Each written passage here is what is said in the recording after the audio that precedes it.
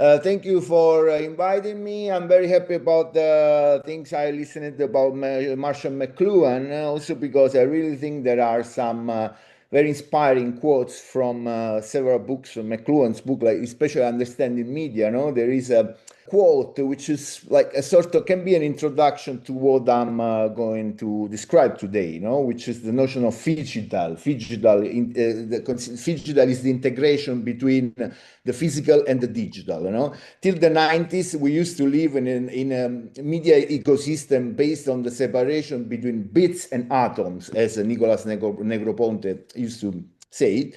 While after the fourth industrial revolution, we are living in a totally different environment based on the integration between the digital and the physical. So in this new environment, in this new phygital ecosystem, there are some very particular, when I say phygital ecosystem, I'm talking about augmented reality, geolocalizations, I'm talking about Internet of Things, I'm talking about smartification of even domotics, emotional robotics, so many other things, and even drones, unfortunately, which is a very terrible thing. But if you think about the gamification of war, based on drones, it's terrible, I know, but it's a part of this new ecosystem. So yes, as I said, McLuhan used to he quotes in Understanding Media, he quotes a very popular writer saying, okay, there is a farmer, and this farmer complains about the distinction between the map and the territory. Since the map is getting very precise, and detailed, then we should use the territory as a map. So this is exactly the integration between the map and the territory, which is going on today. Like the physical and the digital together. Moreover, we can introduce also, this is about Baudrillard, as I understand. So even Jean Baudrillard is very important for my dissertation because Baudrillard reflected a lot on the notion of code. And the notion of code is not just media or communication or informational notion, like in Shannon and Weaver model, but the code is also biological, for instance, the DNA, and it's also, and the viruses, for instance, the virus is also an example of like a biological or genetic code. And it's also in some ways, like cybernetics. And also this is a very important connection developed by Jean Baudrillard, like connecting the biological, the physical, the digital together. And this is a topic of my book, recently published in 2022. In which I discuss different.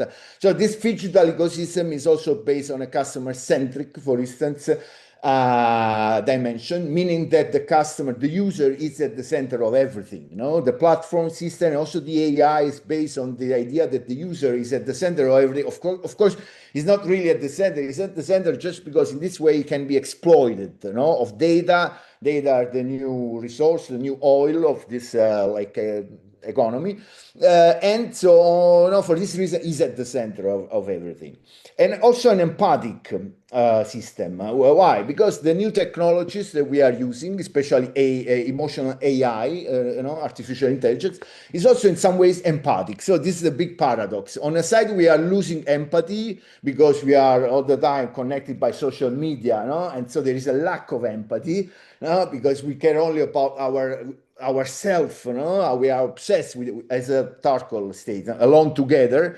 But on the other side, our technologies are, they can recognize empathy. They can interact in a sort of course, it's not real empathy because it's just a simulation, but anyway, let's see how this develops. So another key concept I discussed today is this notion of digital fetishism. So we move from Marx's notion of commodity fetishism. It was mostly referred to physical things, industrial production. Then there is this sort of Harvey definition of technological fetishism, talking about automation, even robots, and so on. And then we move through the social media, digital fetishism. So also the fetishism discussed before, by the Kushner, this interconnection between youngster in this sort of global vision, which is not global anymore, unfortunately. So again, the physical no, overwhelmed, no, the distances, the space and time overwhelmed by technologies. And then we arrive at the last type of fetish that I tried to discuss, which is a fetishism connecting at the same time the physical and the digital. There are many examples about this since Minority Report, you know, the famous movies from 2003 with Tom Cruise. There are holograms. There are, you know, like stores recognizing the customer. He can interact. Also, living advertising, interacting with the customer. So everything was predicted by the cyberpunk, we can say. Then we have Spike Jonze, Her, which is a great, again, a customer-centric system, a love story with AI, no system, and this guy is the trauma, no, comes up when he discovered that he's not the only one at this, you know, because the system is loving other 3,000 people, no, like in the same way, no, of him, but customized. So it's different but the same. And then Blade Runner, not the original one of the 1982, but the latest one, like 2049. Again, there is this idea of overlapping between the hologram and the physical. The physical is a prostitute. The hologram is the real Ryan Gosling girlfriend. But the hologram tries to connect in a physical way through a real body, the one of the prostitutes. And then another great example from Black Mirror. This is again, no, like a cyberpunk, but it's the actual cyberpunk. John is Awful, which is more about the AI, but this is a totally customized TV show based on the real life of John. John is Awful, and basically she's living a very terrible day, and when she goes back home with the boyfriend, and then she watch her life, her day in on TV, no, like on Netflix, let's say. It's like Netflix, it's called Strawberry, you know. But it's very interesting, this idea of the shift from storytelling to story living, you know, because the stories are not just stories, invented stories, are based on real experiences of the users. So the users is the new content of the representative. This is also McLuhan, you know. We can say in the medium is the message. There is a part of no, the user as the medium. Me is the message, as someone in the US used to say. No, medium, me is the message. Okay, there are some different examples. I'm not going to talk about all this, but metaverse, the decline of the metaverse, recent decline of the metaverse, this Gartner chart, the new hype of generative AI, so working all of these things. And as I say, the fourth industrial revolution. Fourth industrial revolution are in some ways implementing what I said about Baudrillard before, no? The connection between the physical, the digital, and the biological. No? All things are connected. You see all the technologies no, like introduced by the fourth industrial revolution. I'm not gonna wearable devices, ubiquitous computing, and so on. I'm not gonna describe all of them. Some cases, interesting case, for instance, this Anouk Riprecht robotic couture. Couture is not just static as in the past. Couture becomes a mean of communication based on codes, of course, and robotized, no, with a sort of automation. The code turns into a spider dress, it's called. Or even, let me skip something, this new type of robotics that are lo-fi robotics, so not highly performative robots, but also very imperfect robots, because imperfection is more empathic. You know, you can be more empathic with the imperfect robot rather than with the perfect, efficient robot. Huh? And then some other interesting things about, yeah, before it was, there was discussion about Gen Z and Gen Alpha. No? And so it is a big cult of Gen Z a few years ago, the NFTs and the CryptoPunks. You know, it was a very popular series of NFTs based on what? On the aesthetic of lo-fi games of the 80s. See this pixel aesthetics. So again, the imperfection. Here more media archaeology. We should study them through using media archaeology, but still, so the code is not necessarily the code of cybernet, let's say the perfect, polished, efficient code, but can be imperfect. There is a value of imperfection. Today, in a high-tech society, there is an aesthetic of imperfection, which is very popular and also very, it can be monetized. This was impressive, like 90,000 pounds. No, it was a huge amount of money. Anyway, I can even connect with Benjamin and the aura, the technical reproduction of the artwork, but I think it's too late now to talk about this. This is a techno-emotional circuit from a paper that I published in 2016 about automation of taste, showing this sort of paradoxical connection between humans and the social robots, also automation system. So on a side, we have reification of emotions when we interact with automated artificial systems. On the other side, we have the simulation of emotion. And again, we are becoming less empathic than before, than we used to be. And devices and system, AI system are becoming much more empathic, or empathetic.